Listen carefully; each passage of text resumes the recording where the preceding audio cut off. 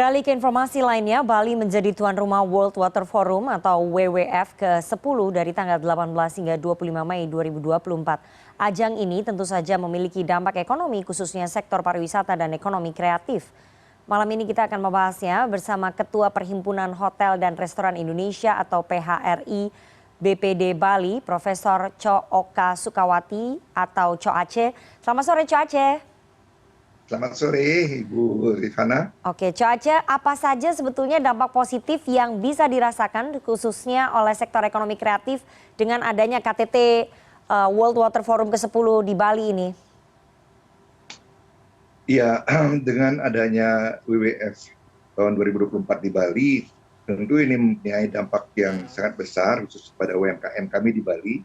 Karena di beberapa venue disiapkan tempat-tempat untuk penjualan dengan harapan para peserta delegasi ataupun pengikutnya nanti bisa membeli barang-barang yang disiapkan para UMKM kita. Ini yang dampak langsung. Dampak tidak langsungnya tentu kita harapkan tidak hanya berhenti pada saat pembelian sekarang saja, harapan kita ke depan ini akan menjadi ajang pengenalan produk-produk Bali yang sangat juga disukai oleh negara-negara asing. Demikian yang bisa dirasakan. Oke, Caca, sejauh mana sebetulnya PHRI terlibat dalam perencanaan dan pelaksanaan World Water Forum ke-10 ini? Ya, PHRI Bali sejak awal sudah dilibatkan sama halnya pada waktu G20 itu pada saat APEC. Yaitu pertama adalah ikut memilih kira-kira hotel venue yang mana yang memenuhi syarat karena harapan kita ada kepala negara yang datang. Nah, setelah kita mendapatkan kira-kira hotel-hotel mana memberikan masukan kepada pemerintah dalam hal ini, kemudian mengadakan sertifikasi, baik itu termasuk keamanan di masing-masing hotel yang akan digunakan oleh negara-negara terkait, apalagi nanti kepala negara yang hadir langsung. Demikian juga adalah sertifikat di bidang kebencanaan. Kita tahu bahwa Nusa Dua ada daerah pesisir, jadi kita selalu menyiapkan kemungkinan yang terburuk terjadi, termasuk kebencanaan kita siapkan sertifikasi dan gimana nanti sistem untuk penanggulangannya. Oke, Co Aceh, apakah ada persiapan khusus dari anggota PHRI dalam menyambut para delegasi dan juga tamu-tamu negara ini ketika menghadiri WWF?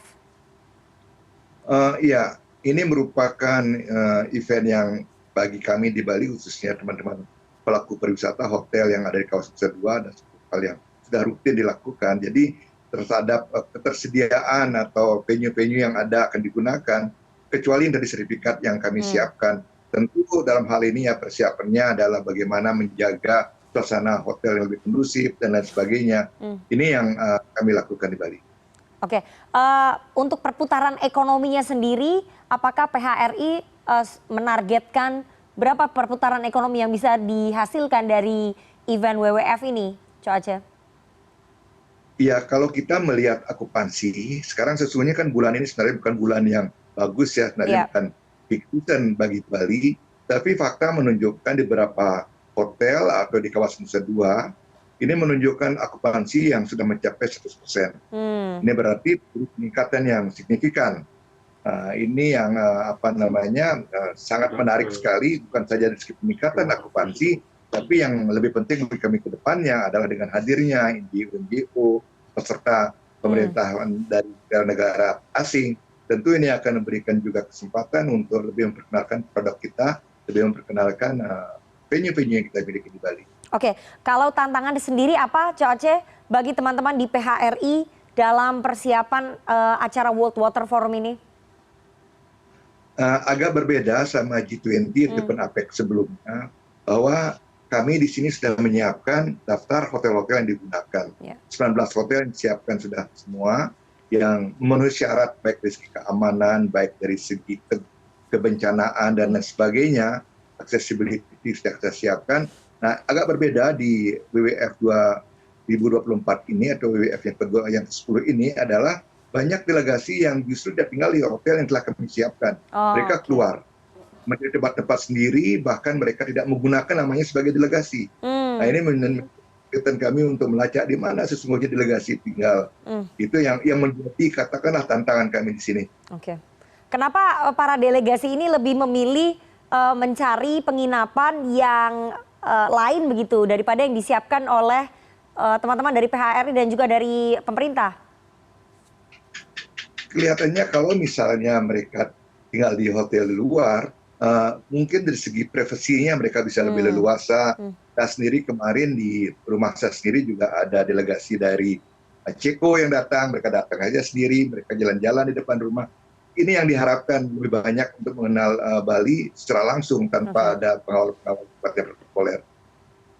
Oke, Caca, ini kan welcoming dinner untuk KTT WWF ke-10 digelar di Garuda Wisnu Kencana ya. Sama seperti waktu welcoming dinner KTT G20. Apa keistimewaannya sehingga harus di tempat yang sama lagi? Yang pertama tentu kapasitas. Kapasitasnya sangat memadai. Kedua aksesibilitas, dari kalau kita anggap Nusa Dua sebagai tempat utamanya yang penyelenggara WWF ini. Jadi aksesibilitasnya gampang, tentu ini menyangkut masalah keamanan dan kenyamanan delegasi untuk menuju tempat acara. Yang ketiga tentunya Garuda Wisnu sudah merupakan ikon Bali, sangat dikenal, dan lain sebagainya. Seperti itulah pertimbangan-pertimbangan kenapa dipilihnya Garuda Wisnu sebagai tempat penyelenggaraan welcome dinner-nya.